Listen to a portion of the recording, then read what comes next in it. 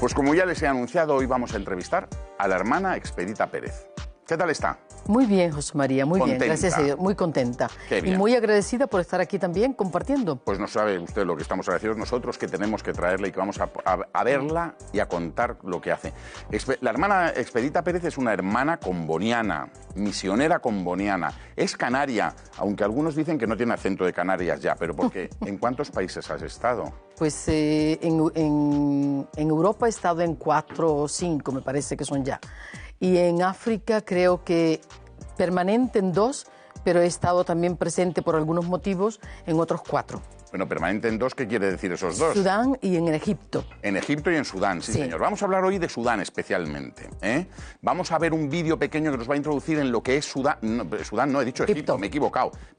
Vamos a hablar de Egipto, principalmente. Vamos a hablar de un vídeo, vamos a poner un vídeo pequeñito, cortito, que nos va a introducir en lo que es Egipto hoy. Egipto es el país árabe más poblado, con casi 100 millones de habitantes, de los que 15 millones residen en El Cairo, la ciudad más poblada de toda África. La religión oficial en Egipto es el Islam, al que pertenece el 90% de la población. El segundo grupo religioso más grande son cristianos coptos, que representan el 8% de la población total. Egipto es un país agrícola, con gran importancia en la exportación de algodón.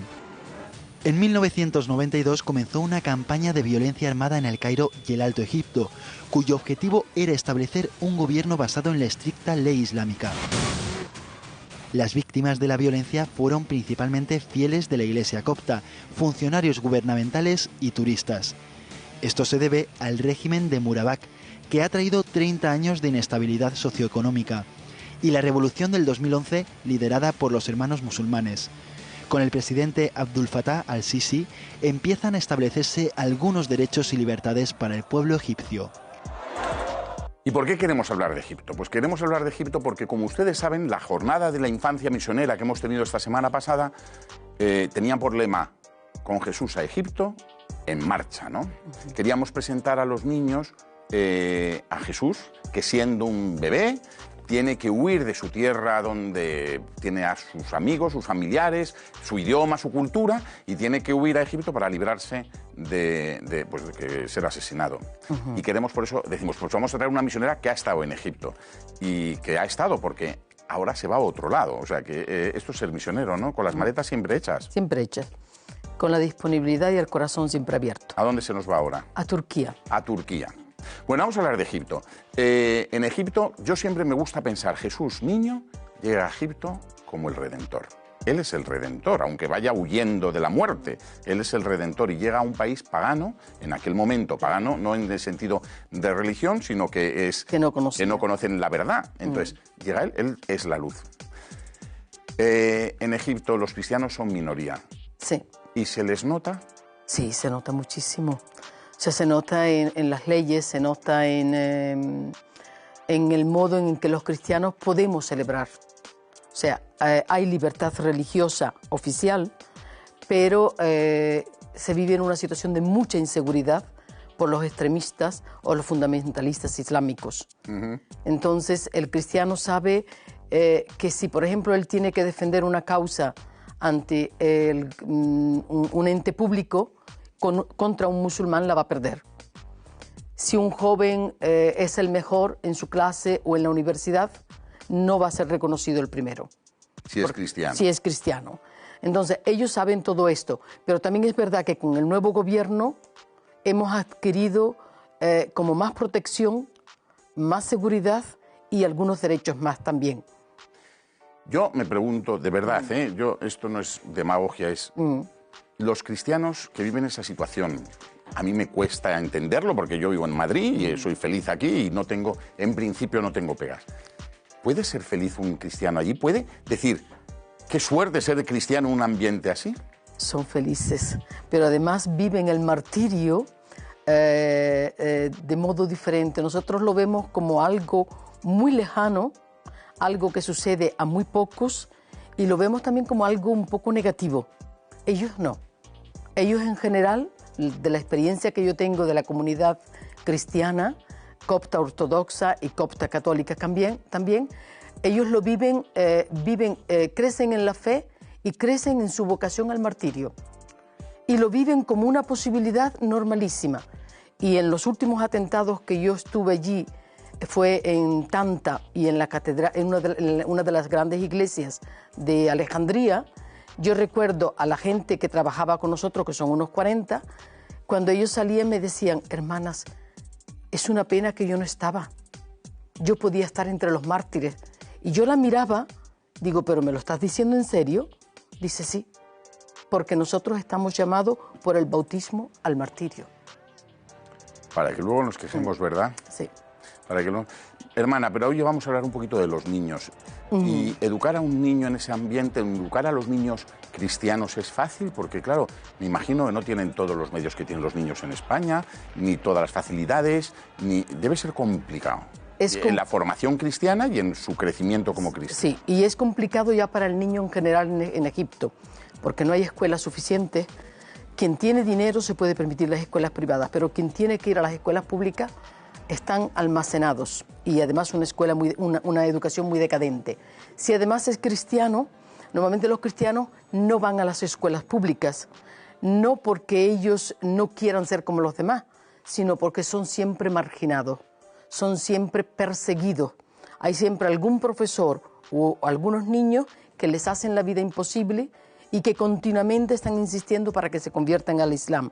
Entonces los niños cristianos vienen educados en las escuelas que crecen al lado de las iglesias.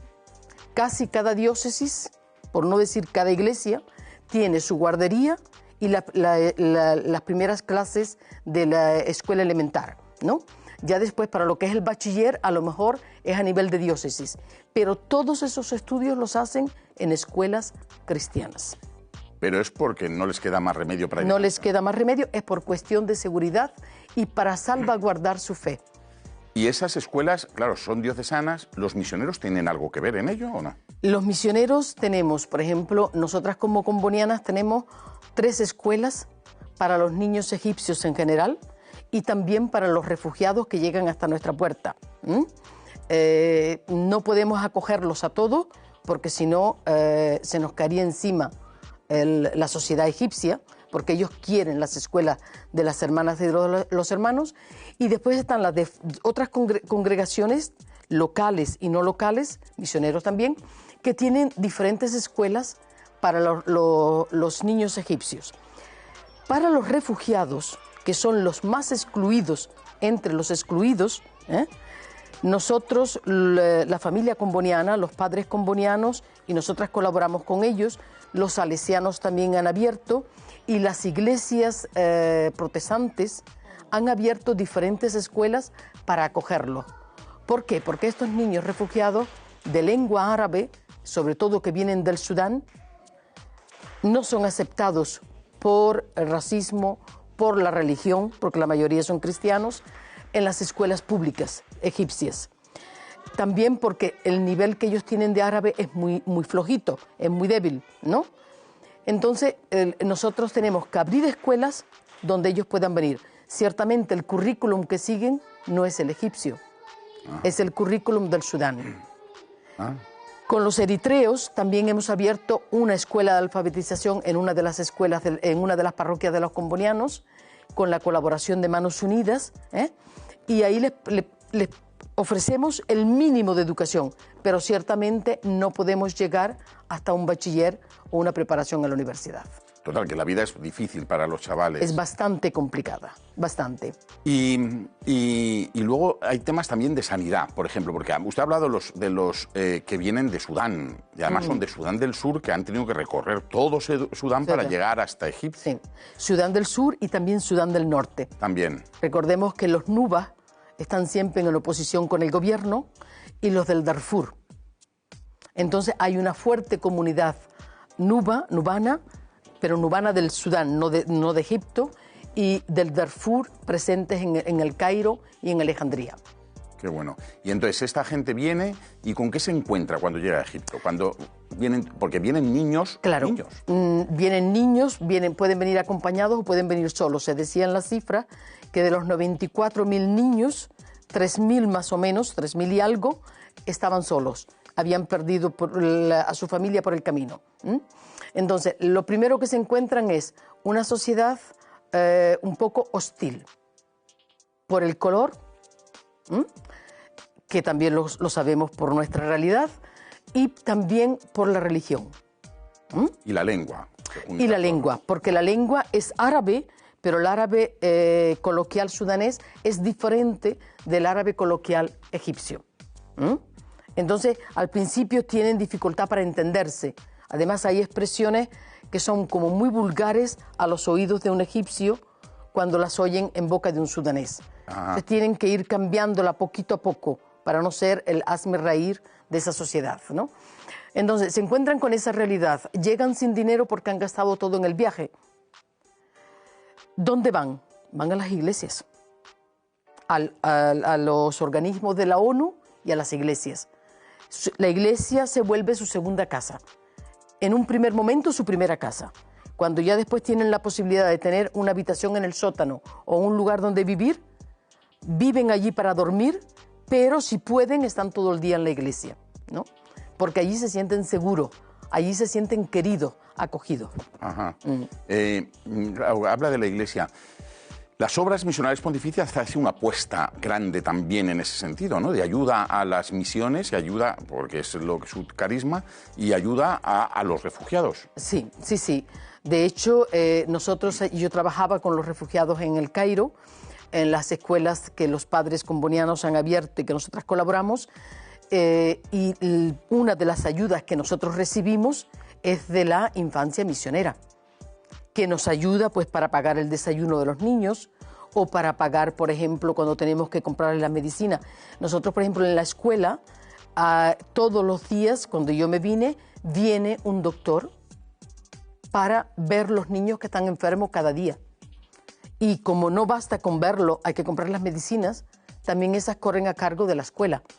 Porque si les damos el papelito para que se lo lleve a la mamá o a la hermana mayor que está en casa, corremos el riesgo de que ese niño no tome ninguna medicina, porque no tienen dinero para comprarla. Entonces, procuramos el médico, procuramos las medicinas y procuramos el hospital también cuando lo necesitan. Bueno, yo quiero que nos hable usted de un joven que ha aparecido, que ha salido en algunas escenas, imágenes, que se llama Nok. Nok, ¿verdad? Sí, y sí, que es se Shiluk. conoció. Es Shiluk de origen, es del sur del Sudán, y yo lo encontré en la escuela de San Joseph, que es una de las 3 escuelas, y es un niño muy risueño, muy positivo. Él es gemelo con otro, con Shan, ¿no? Shan, su hermano, es completamente diferente. Como él no tiene ningún problema físico, es un poquito más lento, menos, se compromete menos. Nor no, es un niño muy serio. Y entonces, hablando y preguntando, porque yo preguntaba a los niños cómo se sentían y demás, yo me di cuenta que sus pies estaban hacia atrás, ¿no? Ahí lo tenemos. Están viendo las fotos, ¿eh? Sí. Están viendo las fotos. Y entonces él me decía, él jugaba al fútbol. ¿Así jugaba? Así, sin ningún problema. Entonces él un día me dijo, hermana, dice, yo tengo un problema, y el problema es que yo, cuando tengo que comprar zapatos, yo me avergüenzo mucho, porque cuando llego a las tiendas y me miran como si fuese un bicho raro. Dice, yo quiero ser mirado como los demás niños. Entonces me fui a ver a su mamá con él, a conocerlo, ¿no? A conocerla, y le pregunté, y ella me dijo, hemos intentado operarlo, pero no tenemos dinero. Entonces digo, si yo encuentro ayuda, tú permites, y tu marido, que nosotros apoyemos y él pueda ser operado. Dice, yo no quiero otra cosa para mi hijo.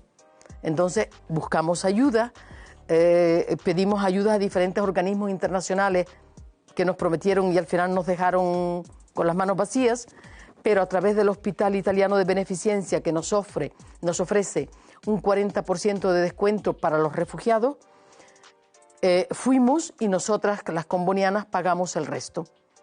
Fueron 4 operaciones, porque 2 en cada pierna, hasta que él se quedó normal. Y volvió a jugar al fútbol. Y es un chaval normal y corriente. Ahora yo creo que él está ya en la universidad, porque yo lo dejé en el 2015 y me fui a Alejandría, y estaba cursando el último año de bachiller. Qué bueno. Sí, sí. Bueno, eso es las obras de la...